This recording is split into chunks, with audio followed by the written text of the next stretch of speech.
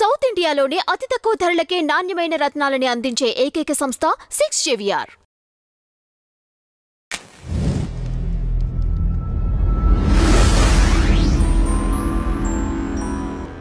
నమస్తే అండి, welcome to our channel. మనతో ఇవాళ బహుముఖ ప్రజ్ఞాశాలి స్పిరిచువల్ మెంటర్ ఇంగువ కర్ణమ్మ గారు ఉన్నారు. నమస్తే మేడం. నమస్తే. మొన్న ఆంధ్రప్రదేశ్లో భారీ బహిరంగ సభ హైందవ శంకరామం అని ఒక సభ జరిగింది.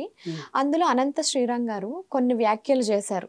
అంటే మీరు ఎందుకని ఆ పాత సినిమాల దగ్గర నుంచి మొన్న వచ్చిన కొత్త సినిమాలు అంటే దానవీర శూరకర్ణ సినిమా నుంచి కల్కి సినిమా వరకు కూడా ఎందుకని మీరు ఆ పాత్రల్ని మార్చేస్తున్నారు? అంటే రామాయణ భాగవతాలని మీరు మీ సినిమాల కోసం, మీ డబ్బుల కోసం, ఏదో కొత్తదనం కోసం ఎందుకని మార్చేస్తున్నారు? అంటే హిందువులు ఏమి అనరనా అన్నట్లుగా కొన్ని వ్యాఖ్యలు చేశారు.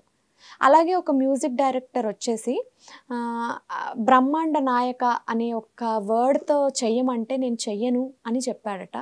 అంటే ఆయన కొన్ని వ్యాఖ్యలు అంటూ చేశారు స్పెసిఫిక్గా హిందువుల కోసం. ఇప్పుడు ఆయన చేసిన వ్యాఖ్యలు అనేవి కరెక్టేనంటారా? ఒక వ్యక్తిగా తన భావాలని ఆయన వ్యక్తపరిచారు, అంతవరకు కరెక్ట్.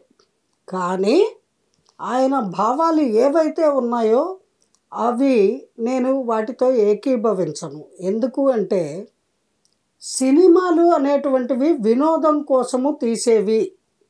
సినిమా కథలన్నీ కూడా కల్పనలు. వాస్తవంగా యథాతథంగా చూపించడం అనేది జరగదు. అలా చూపిస్తే ఎవ్వరూ చూడరు. ఏమండి? ఎంటర్టైన్మెంట్, వినోదం కోసం నిర్మించేవి సినిమాలు. కానీ ఆ సినిమాలు చూసే నిజమని ప్రజలు అనుకుంటారు కదా? అనుకోరు. పూర్తిగా పాత్రని ఉల్టా చేసి చూపిస్తే అది తప్పండి.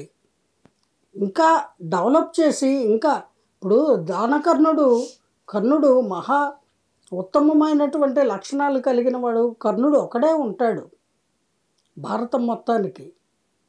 ధర్మరాజు ఒక్కడే ఉంటాడు. ధర్మబద్ధమైనటువంటి జీవనము ఎలా గడపాలి అనడానికి. అలాగా యమధర్మరాజు కూడా ఒకడే ఉంటాడు. యమధర్మాలు, యమనియమాలు ఆయనకే తెలుసు. అలాగా ఒక్కొక్కళ్ళే ఉంటారు పోర్ట్ఫోలియోలు. కశ్యప ప్రజాపతి ఈ సృష్టినంతా భగవంతుడు జగన్మాత త్రిమూర్తులు త్రిమాతలుగా బైఫర్గేట్ అయిన తర్వాత ఆవిడ కశ్యప ప్రజాపతికి చెబుతుంది, నువ్వు వీళ్ళందరినీ సృష్టించు అని. బ్రహ్మ పిలిచి చెబుతాడు, అయ్యా నువ్వు వీళ్ళని సృష్టించు, వాళ్ళని సృష్టించు అని. అలా ఈ సృష్టి మొదలైంది. ప్రతి మన్వంతరానికి 4 యుగాలు ఉంటాయి. 4 యుగాల్లోనూ యుగ ధర్మాలు ఉంటాయి. అలాగా కలియుగానికి ముందు ద్వాపర యుగానికి ఎండింగ్లోనూ జరిగినటువంటి ఆ భారత కథలో, మహాభారతంలో కర్ణుడి యొక్క పాత్ర, ఆ ఔచిత్యము, అతన్ని ఒక హీరోలాగా చూపించడము. అలాగే భీష్మ అనే పాత్ర, ఆ పాత్రని ఒక హీరోలాగా చూపించడము. భీష్ముడి యొక్క పాత్ర యొక్క విలువ ఆ మహాభారతానికి ఎంత ఇంపార్టెంట్ అనేది ఆ పాత్ర ద్వారా చూపించాలి అని నందమూరి తారక రామారావు గారు అద్భుతంగా తీశారు. భీష్మ క్యారెక్టర్ ఆయన పోషించారు. అది ఇంకో 100 ఏళ్ళైనా సరే కర్ణ సినిమా కానీ భీష్మ సినిమా కానీ ఎవ్వరు తీయలేరు, నభూతో నా భవిష్యత్తు. దాన్ని కామెంట్ చేయడానికి మన అర్హత ఏమిటి, మన వయసు ఎంత, మన జ్ఞానం ఎంత అనేది కూడా కొంచెం దృష్టిలో పెట్టుకొని మాట్లాడాలండి. సినిమాలు అనేటువంటివి వినోదం కోసం నిర్మిస్తారు. అందులో కొద్దో గొప్ప యథాతథంగా చూపించడానికి ప్రయత్నిస్తారు. కొంత కల్పన అనేది ఉంటుంది. అలా ఉన్నదే ఆడియన్స్ లైక్ చేయరు. లక్షలు కోట్లు పెట్టి సినిమాలు తీస్తే చూడకపోతే వాళ్ళ డబ్బులు వాళ్ళకి తిరిగి రావు. సినిమా అనేది కళతో కూడుకున్న ఒక వ్యాపారము. దాన్ని నమ్ముకొని కొన్ని లక్షల మంది జీవిస్తున్నారు శ్రామికులు. మరి నువ్వు కూడా సినిమా పరిశ్రమలోకే వెళ్ళావు కదా, ఒక గేయ రచయితగా. ఆ సినిమా వల్లే నువ్వు జీవితంలో అనేకం పొందావు కదా, ఆర్థికంగా కూడా బాగా ఉన్నత స్థితికి చేరుకున్నావు కదా, పేరు ప్రఖ్యాతులు గడించావు కదా. మరి సినిమాని క్రిటిసైజ్ చేయడం అనేది, సినిమాలో రామాయణ భారత భాగవతాల పాత్రల్ని ఎలా చూపించారు, అలా చూపించారు. హిందువులారా మీకు హిందుత్వం లేరా, లెండి రండి కదలండి పదండి ముందుకు తోసుకొని కొట్టుకొని చంపుకొని. ఎందుకండి అంత అల్లరి, అవసరమా? ప్రశాంతంగా చెప్పచ్చు తన భావాలు ఏవైనా.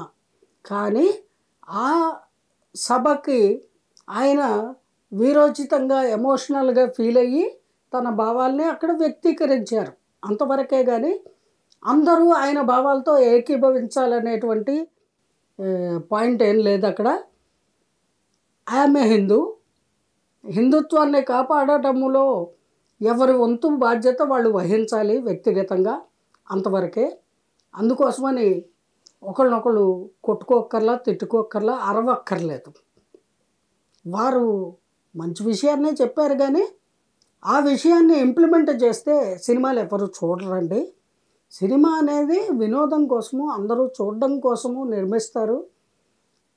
ఆ విషయాన్ని ఆయన దృష్టిలో పెట్టుకొని ఇక మీదట ఇటువంటి అంశాలు మాట్లాడవలసి వచ్చినప్పుడు మాట్లాడితే చాలా బాగుంటుంది అని నా అభిప్రాయం.